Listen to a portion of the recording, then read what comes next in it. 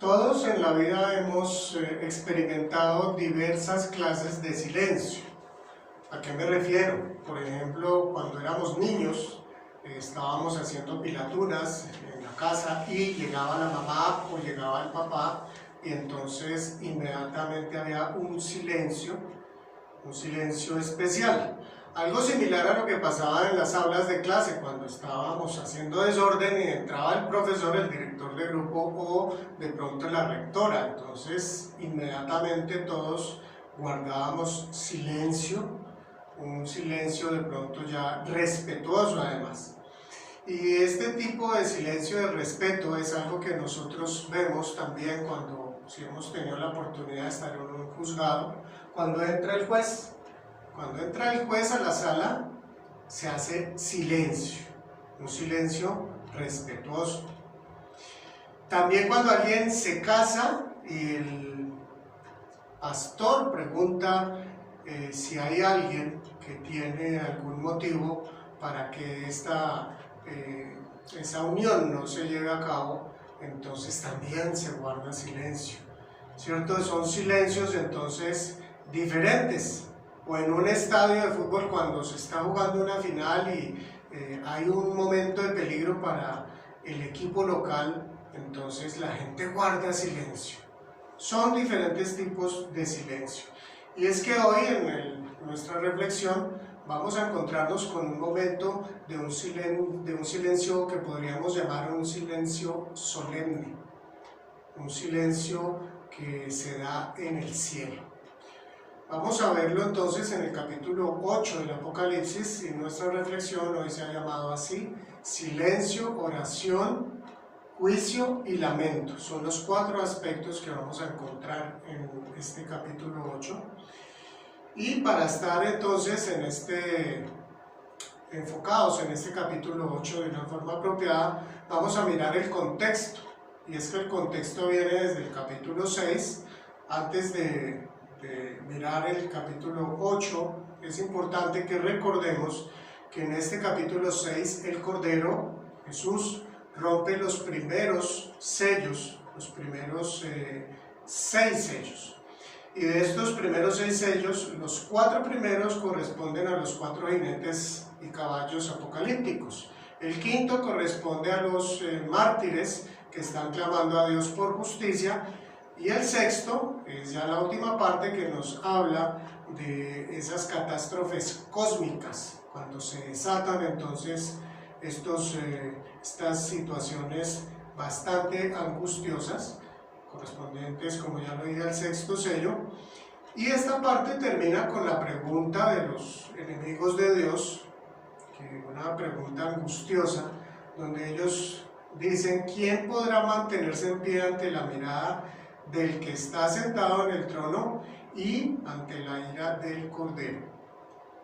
Este es el capítulo 6 y luego viene ese paréntesis, como lo decíamos en la reflexión anterior del capítulo 7. Viene ese paréntesis.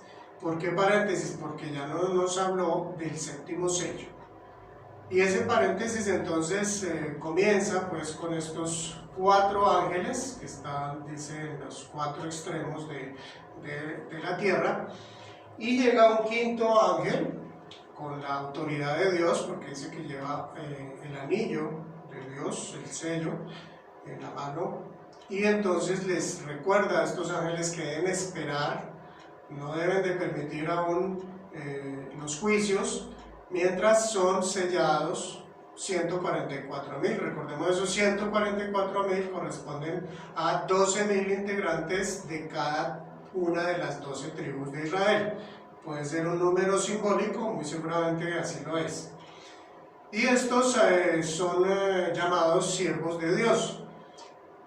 Luego entonces ya Juan cambia su mirada, ya no mira hacia la tierra, mira hacia el cielo, y allí se encuentra entonces a esta gran multitud que es imposible de contar, esta gran multitud que tiene ramas de palma en sus manos, está celebrando, tiene sus vestidos blancos también, y es entonces conformada por una inmensidad, dice que de toda lengua, tribu y nación. Podemos entonces aquí identificar que son los mártires, los creyentes que han tenido que pasar por momentos difíciles de mucho sufrimiento y de mucho dolor.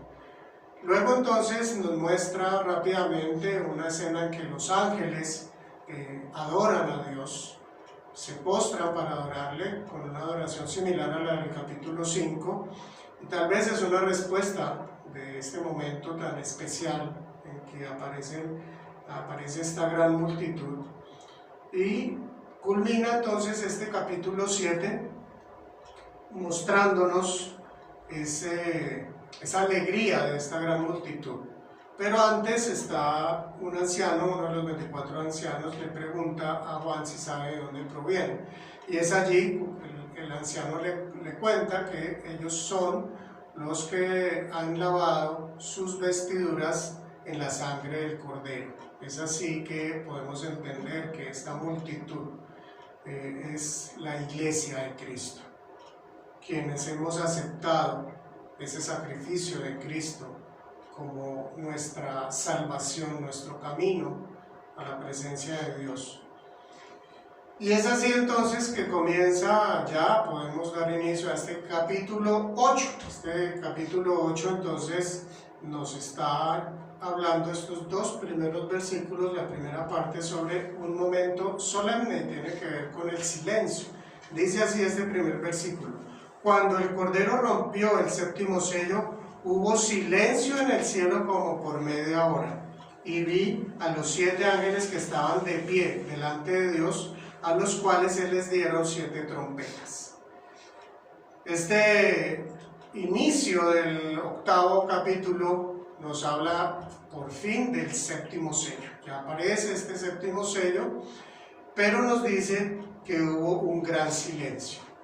Y este silencio lo hemos encontrado también en otros pasajes en el Antiguo Testamento, como en Habacuc 2:20, donde dice así: el Señor está en su santo templo, guarde toda la tierra silencio en su presencia. Y otro texto en Zacarías 2:13, que además muy interesante porque está en el contexto del juicio, del final de los tiempos, y también hace referencia, dice así, que todo el mundo guarde silencio ante el Señor, que ya avanza desde su santa morada. Entonces es un silencio que podemos entender, un silencio solemne, de respeto, también podríamos decir de cierta tensión, porque seguramente entonces ya tienen claro que se acercan los que están allí en el cielo, que se acercan estos juicios de estas 7 trompetas. Y desde luego esto es algo que no va a ser nada grato para los habitantes de la tierra. Es entonces un momento esperado, porque es el momento en el que Dios va a empezar a obrar de una manera diferente para hacer justicia, y es algo entonces muy importante. Dios va a enviar sus juicios a la tierra. Y en el verso 2 dice que vio a estos 7 ángeles que estaban de pie delante de Dios, y cada uno de ellos recibió su trompeta. Miremos la siguiente imagen, que aquí está un poquitito diferente. ¿Por qué? Porque el texto que acabamos de leer no nos dice que estuviesen ya tocando las trompetas, pero pues aquí fue la ilustración que encontré para visualizar este momento. Hablemos de las trompetas. Las trompetas se usaban en Israel desde luego ya cuando se inicia la conformación de este pueblo, y cuando estaban en el desierto, los sacerdotes tocaban las trompetas para avisarle a los líderes de cada tribu que había una reunión, o para avisarle al pueblo que tenían ya que levantar el campamento para desplazarse, continuar su camino, o era también para un llamado a la batalla. También se usó en el pueblo de Israel, ya cuando estaban allí en la tierra prometida, para dar inicio a las festividades que Dios había establecido, y también para dar inicio al año civil. Y encontramos también en otras culturas que recibían al rey con el sonido de las trompetas. También en la inauguración del templo que hizo Salomón, allí se utilizaron también las trompetas. Bueno, este tema de las 7 trompetas nos está hablando de algo pues muy interesante también, tener en cuenta que la distribución de cómo se narra, cómo tocan los ángeles las trompetas, el orden, tiene una similitud con los 7 sellos. ¿Por qué? Porque aquí en este capítulo vamos a ver las primeras 4 trompetas. Recordemos que en el capítulo 6 las trompetas, los sellos, primero aparecen los 4 primeros sellos, es correspondiente a los caballos del Apocalipsis. Entonces aquí también vamos a ver este primer grupo de 4. Luego entonces viene, con respecto a los sellos, cuando aparecen los mártires, es como hay también algo que es diferente, y luego viene el 6º sello. Pues bien, vamos a ver la 5ª y 6ª trompeta en el siguiente capítulo 9, pero luego viene un intervalo, al igual que hubo un intervalo entre el capítulo 6 y este capítulo 8, el intervalo del capítulo 7, va a haber un intervalo para que miremos cuando se presenta la última trompeta. Ese intervalo corresponde a los capítulos 10 y 11.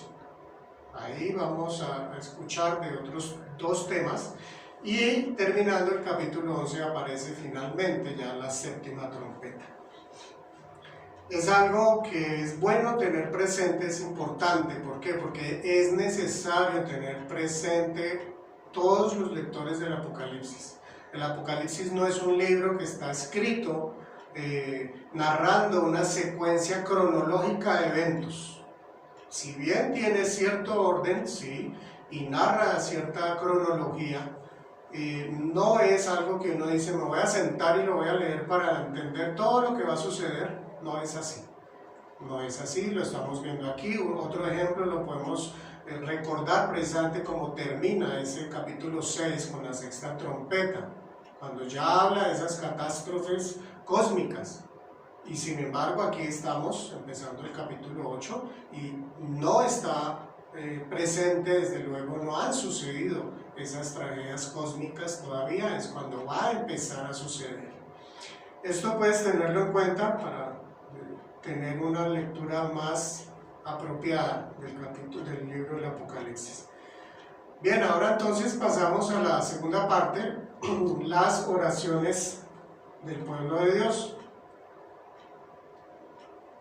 Y son estos 3 versículos del 3 al 5.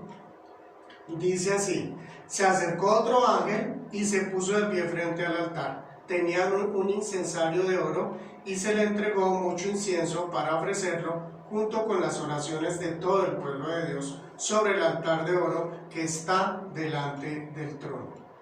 Y junto con esas oraciones subió el humo del incienso desde la mano del ángel hasta la presencia de Dios. Luego el ángel tomó el incensario y lo llenó con brasas del altar, las cuales arrojó sobre la tierra, y se produjeron truenos, estruendos, relámpagos y un terremoto. Nos habla entonces aquí de un ángel diferente a estos 7 que recibieron las trompetas, que se puso frente al altar, y entonces nos habla de un incensario de oro que además se le entrega mucho incienso para ofrecerlo junto con las oraciones del pueblo de Dios sobre el altar de oro que está delante del trono. Vamos a mirar la siguiente imagen para tener presente una idea mejor de lo que es un incensario, y también esta imagen que nos muestra pues que tiene que ver con este verso 3 que nos habla de las oraciones del pueblo de Dios. Vemos la importancia que tiene para Dios las oraciones. ¿Por qué? Porque este texto que nos hace referencia al altar del incienso, desde el Antiguo Testamento, allí en el libro de Éxodo, ya vemos esta realidad. Para Dios, cuando le ordena a Moisés construir el tabernáculo y Dios mismo le da las instrucciones de cómo debe construirlo, todos los materiales, las medidas y la distribución que debe tener cada elemento en el tabernáculo, que es el lugar donde estaba la presencia de Dios y donde el pueblo de Israel se reunía para adorar al Señor, y luego es el que es reemplazado por el templo que Salomón construye. Durante el Éxodo, Dios le dijo a Moisés, allí en Éxodo 30, del 1 al 5, en forma resumida, dice así, le dice Dios: haz un altar de madera de acacia para quemar incienso. Hazlo cuadrado, recubre de oro puro su parte superior, sus 4 costados, y ponle una moldura de oro alrededor. Es entonces aquí cuando Dios le está indicando la forma como debe construir ese altar del incienso. ¿Y por qué era el altar del incienso? Desde luego era para quemar incienso a Dios. Y desde ese entonces ya se entendía que ese incienso representa las oraciones del pueblo de Dios, que son agradables además a Dios. El incienso es una materia que produce un olor agradable y es característico este olor.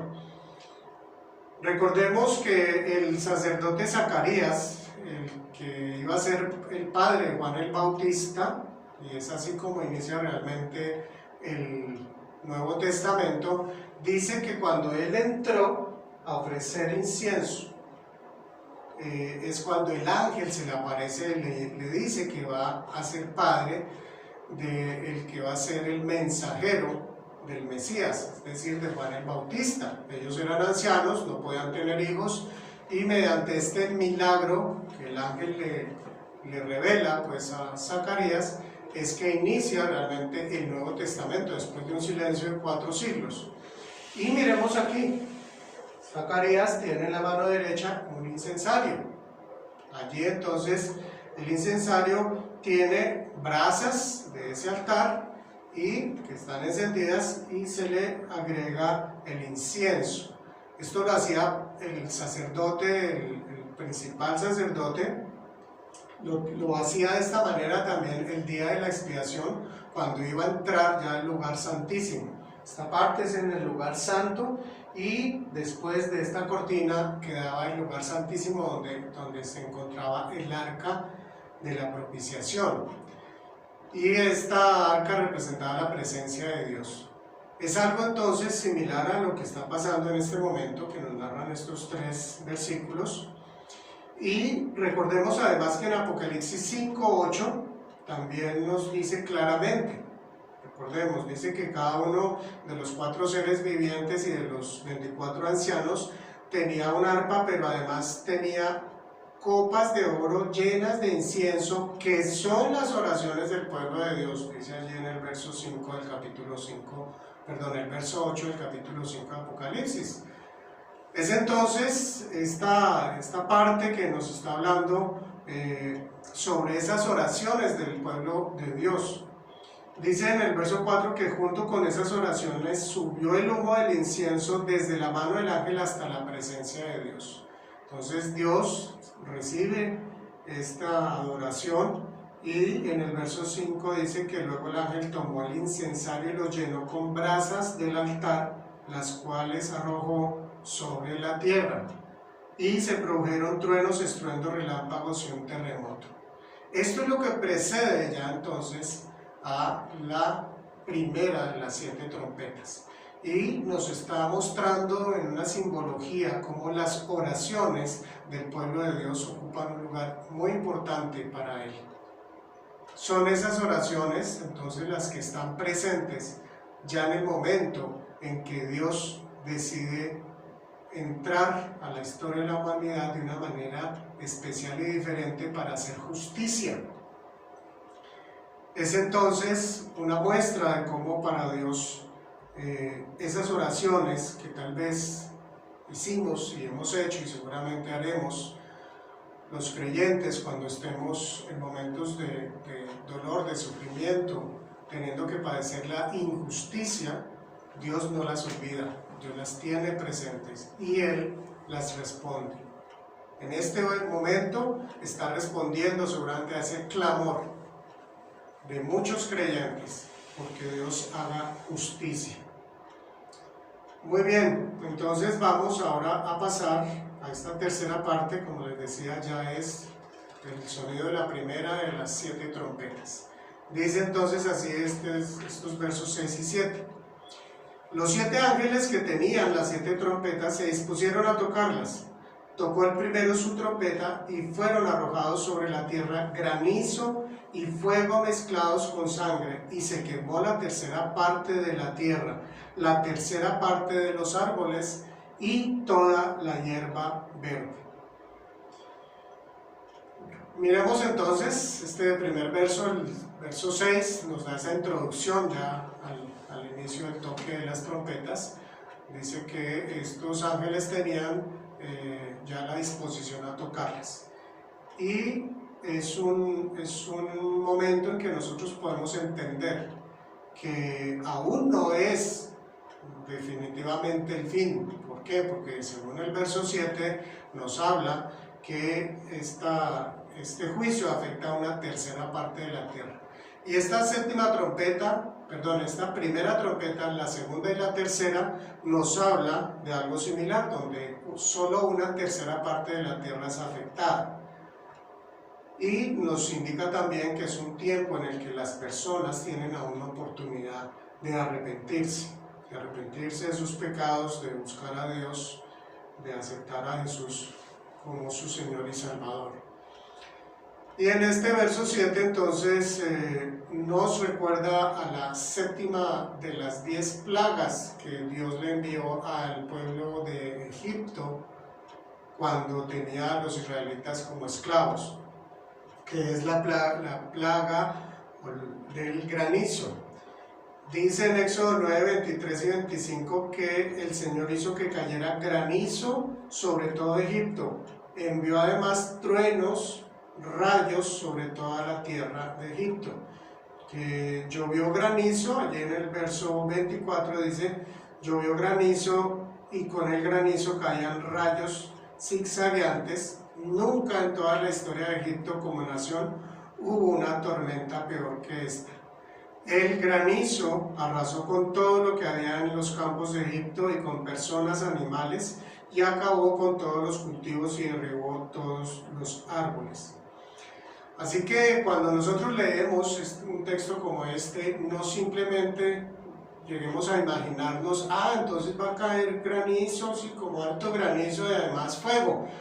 Sorprende que dice mezclado con sangre, tal vez se está refiriendo a un sufrimiento particular. Pero no es solamente esto lo que podemos nosotros vislumbrar en esta lectura.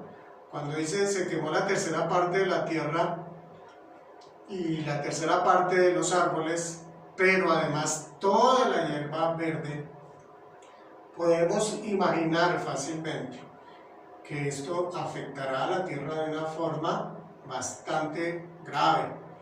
Porque ¿de dónde proviene gran parte de los alimentos de los seres humanos? Precisamente del mundo vegetal, del reino vegetal.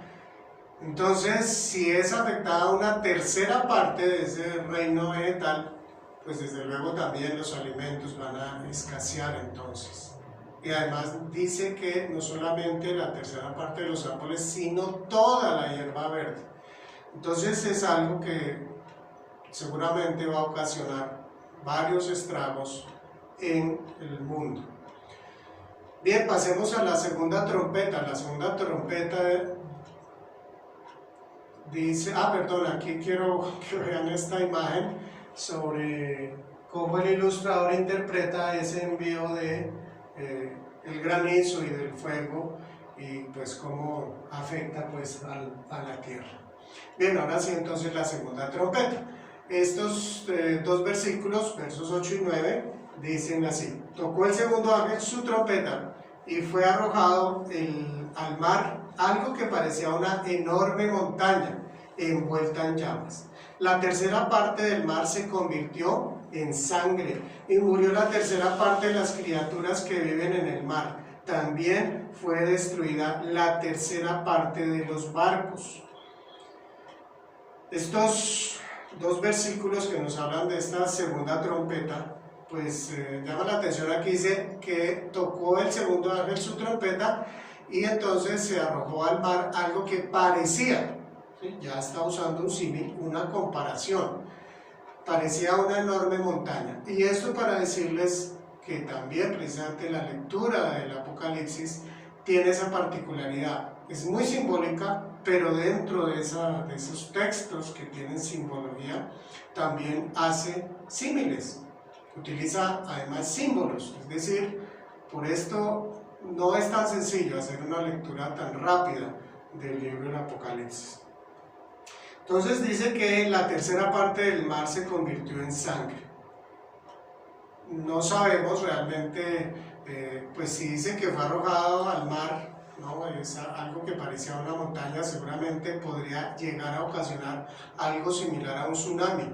Eso no lo podemos entender del todo por la lectura, pero es algo posible. Y este juicio, esta segunda trompeta, tiene una similitud a la primera de las 10 plagas que Dios envió a los egipcios, que es la plaga de sangre. Allí en Éxodo 7:19 dice que el Señor le dijo a Moisés: dile a Aarón que tome su vara y extienda el brazo sobre las aguas de Egipto, para que se conviertan en sangre sus arroyos y canales y sus lagunas y depósitos de agua. Habrá sangre por todo el territorio de Egipto, hasta en las vasijas de madera y de piedra. Bueno, ahí sigue el texto. Les invito pues a hacer esas lecturas allí en Éxodo capítulo 7. Dice este versículo 9 que muere la tercera parte de las criaturas del mar y es destruida la tercera parte de los barcos.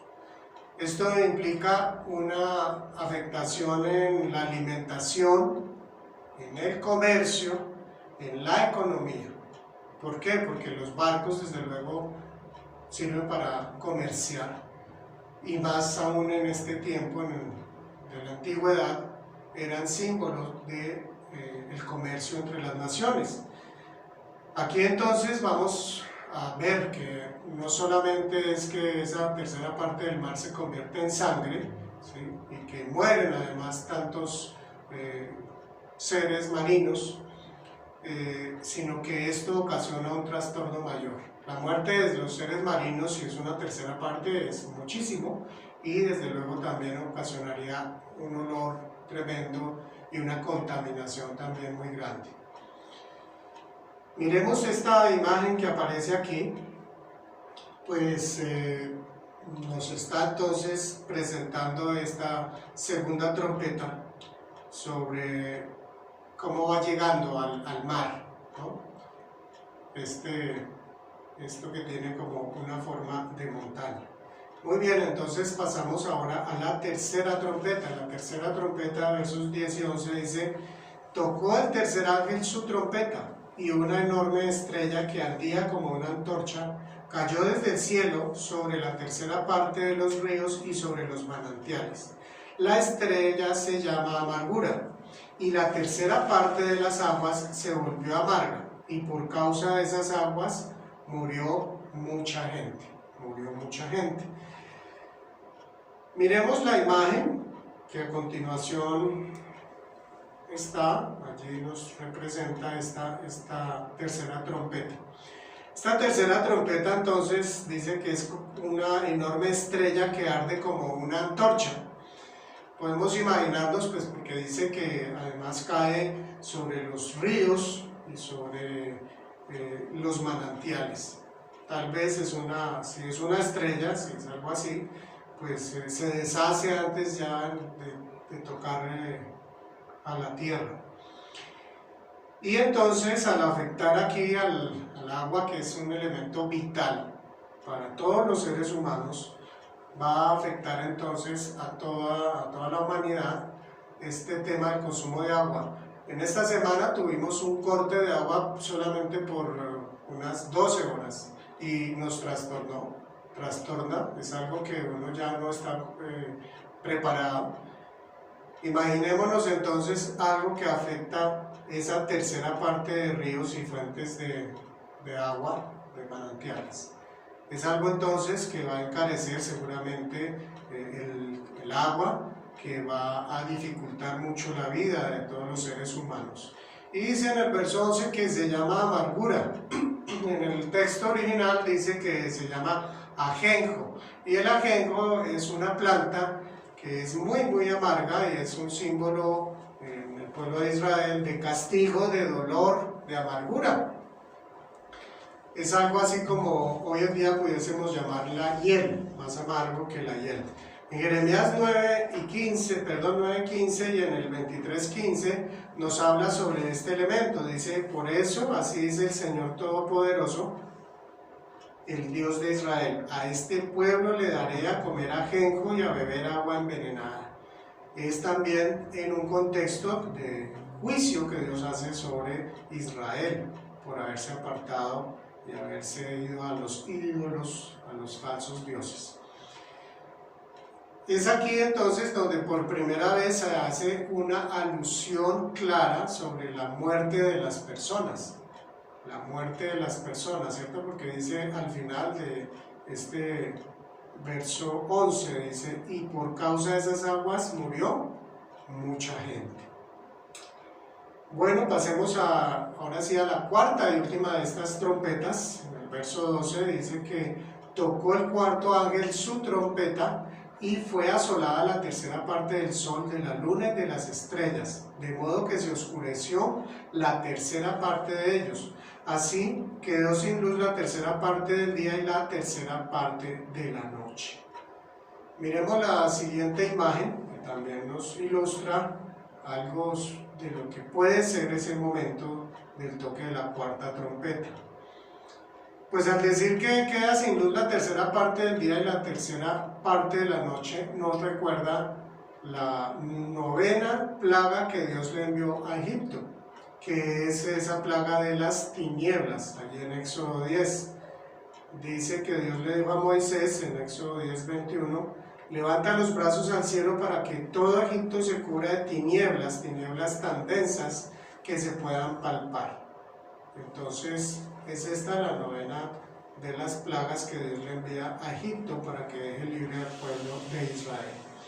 Esta parte, esta lectura, algunos la han interpretado como que puede ser algo así aplicable a una tremenda, una grande, inmensa contaminación del aire que llega a quitar, a afectar entonces la visibilidad, la luz en una forma significativa. Pero claro, el texto aquí nos habla que son afectados los cuerpos celestes, el sol, la luna y las estrellas. Es posible, tampoco es seguro, es una interpretación. Esta parte que dice que fue asolada, la tercera parte del sol, esa palabra también ha sido traducida, se puede entender como herida o dañada. Fue herida o dañada. Pero lo mismo que en los casos anteriores, no solamente pensemos, ay, se va a poner todo como oscuro, uy, bueno, pues habrá que comprar más velas o poner más lámparas, más bombillos, no. Si nosotros miramos un poquitito más allá, el hecho de que esto suceda implica también no solo que la luz del sol va a ser una tercera parte menor, sino que va a afectar a la temperatura de la tierra. ¿Esto qué quiere decir? Que entonces van a descender las temperaturas, va a haber un invierno seguramente, un invierno fuerte. También esto puede afectar al mar, crear tormentas, mareas, puede dañar también más aún los pocos cultivos que queden y entonces habrá un hambre aún mayor y un mayor sufrimiento. Esto entonces es algo que nos muestra estas primeras 4 trompetas, situaciones bastante difíciles para la humanidad. Termina entonces este capítulo 8 con este texto, el versículo 13 dice así: seguí observando y oí un águila que volaba en medio del cielo y gritaba fuerte: ¡ay, ay, ay! De los habitantes de la tierra cuando suenen las 3 trompetas que los últimos 3 ángeles están a punto de tocar. Miremos esta imagen, nos ilustra lo que nos dice entonces este texto y nos habla de un águila. En otros textos también aparece, en vez de la palabra águila, aparece ángel. Algunos lo han interpretado que representa a un ángel de la muerte,